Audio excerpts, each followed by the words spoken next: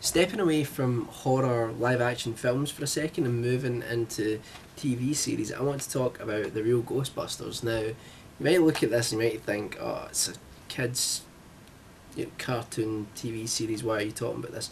But I really, really rate this, so much so that I bought the first season on DVD. And it was released in about 1986, and it follows on from the events of the original film, which was released in 1984. And for those who don't know the Ghost, I'm not even going to suggest that you don't know what the Ghostbusters is.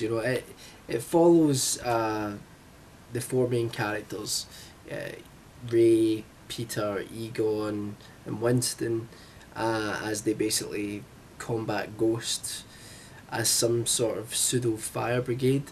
And you've also got Janine returning. You've also got Slimer as well. I think the idea is that the in the first film, because it refers to that in the first film, when the containment unit was shut down, all the ghosts escaped, that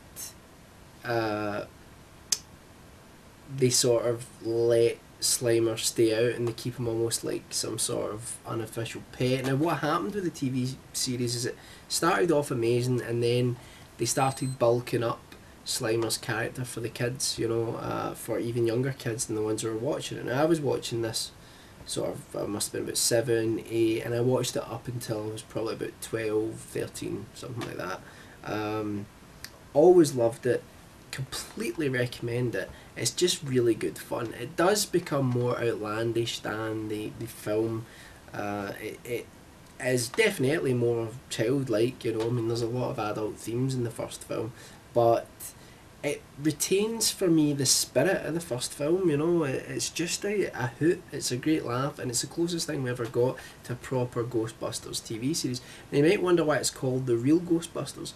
The reason for that is that there actually was a TV series called Ghostbusters in the 1970s, and because of that they had to call this the Real Ghostbusters, just in case you always wonder that. Now, there was a lot of other things attached to this TV series. There were a lot of like toys and things like that. I still have a lot of them in the cupboard somewhere. I have the full firehouse and all of the figures and Ecto 1 and all of that, and they were really great, as kids. Loved them. In fact, I might do a video on them at some point, really geek you guys out. And I think it's got, for me, from the cartoons I watched as a kid, perhaps with the exception of this is Ghostbusters.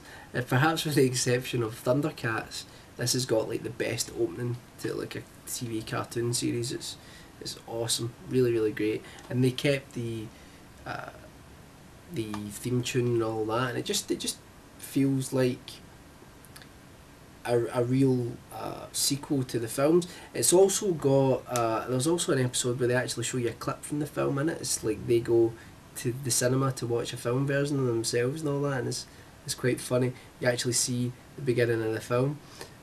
So I really consider this canon. It's quite funny that the guy who voiced Garfield voiced Peter Venkman, and Bill Murray I think sort of said that he felt that Peter Venkman's character sounded too much like Garfield, and then they changed it a little bit, and then ironically Bill Murray went on to play Garfield, didn't he, in the films.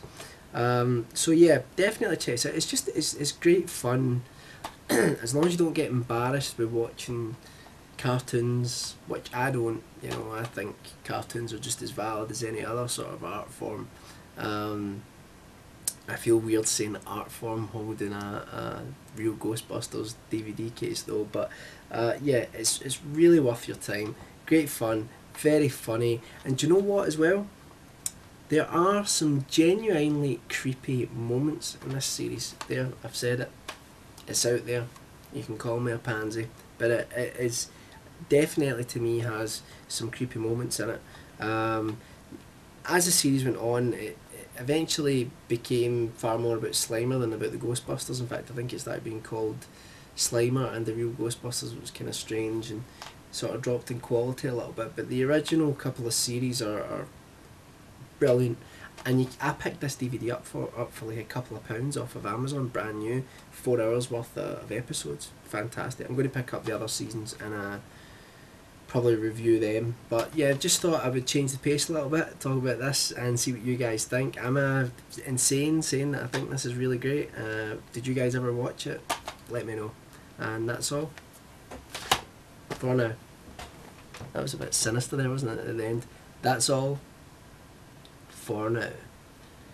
I don't know what's wrong with me tonight. I'm in a strange mood. Anyway, thanks for listening.